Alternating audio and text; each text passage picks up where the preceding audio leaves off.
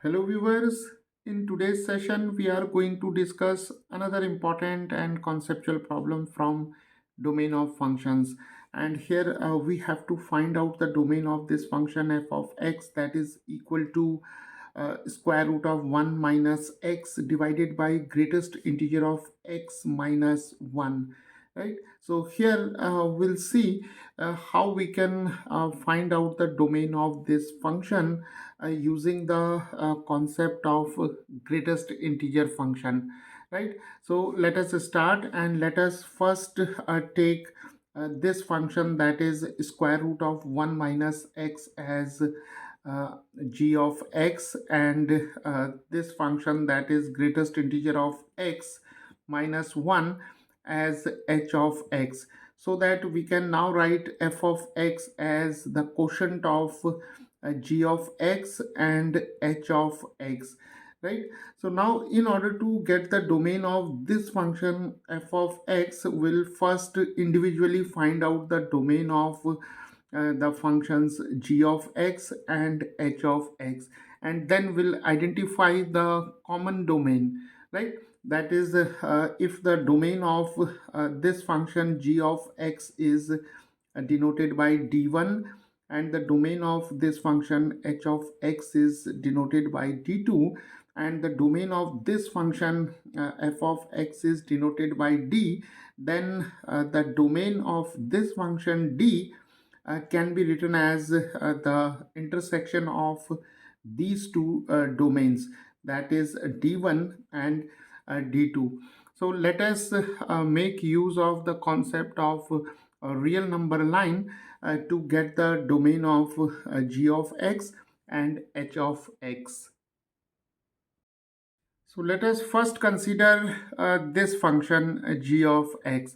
Now see, here we have square root of 1 minus x. So the valid values of x for which this function g of x is defined are given by 1 minus x should be greater than or equal to 0, right? So whenever 1 minus x is greater than or equal to 0, then only this function g of x is defined, right? Because for other values of x, this function g of x is not defined in the set of real numbers, right? So 1 minus x should be greater than or equal to 0, so it implies minus x should be greater than or equal to minus 1. So now cancelling these negative signs, we have x less than or equal to 1, right? So x less than or equal to 1 can also be written like this, that is x belonging to this interval, that is minus infinity to 1, and here 1 is included, right? So let us represent this interval on the real number line. So here we have minus infinity, here we have plus infinity, and here we have 1, right? So x belonging to this interval minus infinity to 1, it can be represented like this. So here 1 is also included, right? So this is the domain d1 of this function g of x.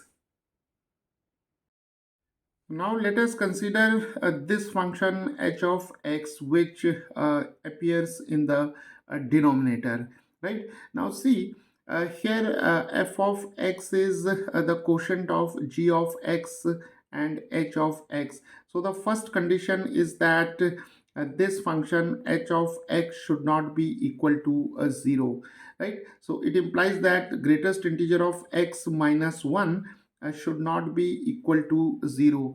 So this further implies that greatest integer of x should not be equal to 1, because whenever greatest integer of x is equal to 1, then the denominator is 0, and in that case the function f of x is not defined, right? So let us write all values of x for which greatest integer of x is equal to 1, right?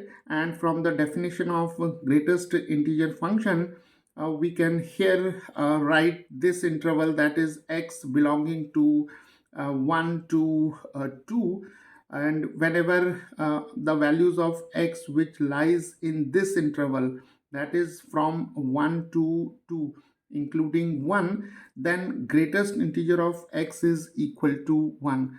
So all the values of x which lies in this interval will make greatest integer of x minus 1 is equal to 0. So we have to discard this interval from the domain of this function h of x. So now let us draw the real number line. So here we have minus infinity, and here we have plus infinity, and here we have the point 1, and here we have the point 2, right? Now see, here greatest integer of x cannot be equal to 1. That is, for x is equal to 1, the greatest integer of 1 is equal to 1. So that greatest integer of x minus 1 is 1 minus 1, that is equal to 0. So we have to reject this value, that is x is equal to 1, right? So here we'll make a circle, and then we have this interval, that is 1 to 2. So the domain of this function h of x is given by the set of all real numbers excluding this interval, that is from 1 to 2, right? So here we have the region that is from minus infinity to 1, and then from 2 to infinity, right? Because all the values of x which belongs to this interval, that is 1 to 2, because here 1 cannot be taken, because x is equal to 1 will make greatest integer of x minus 1 is equal to 0. So we have to discard 1, right? And all the values which lies between 1 and 2, but 2 is included here. So here we'll make a dark circle here. So we have to discard this portion.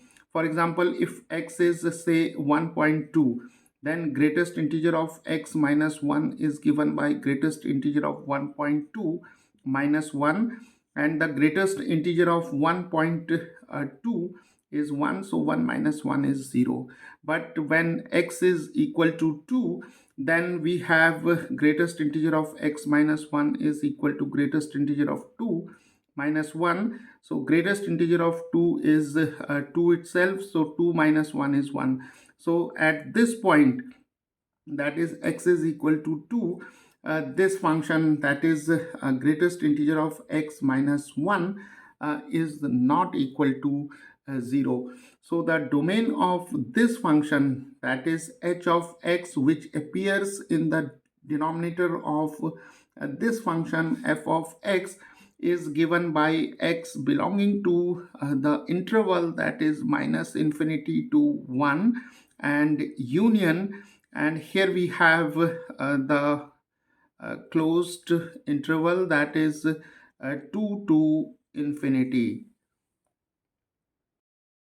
So now this is the situation. So here this interval represents the domain of the function g of x, and this interval denotes the domain of this function, that is h of x, which appears in the denominator of f of x, right? So here 1 is not included. So here we have a circle, we have encircled 1 here, and here 2 is included, right? That is 2 to infinity. And similarly here x belongs to minus infinity to 1, and here 1 is included in the domain of the function g of x.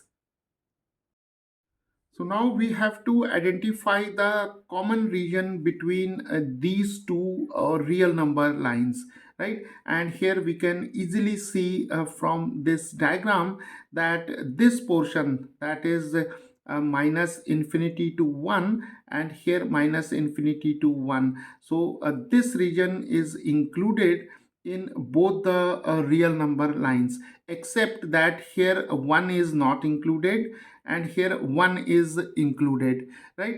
And here this portion, that is 2 to infinity, is included in the domain of h of x, but it is not included in the domain of g of x. So we have to discard this interval, right? So the only common region is given by minus infinity to 1, right? And here 1 is not included, here 1 is included, so we have to discard x is equal to 1 in the overall domain of f of x.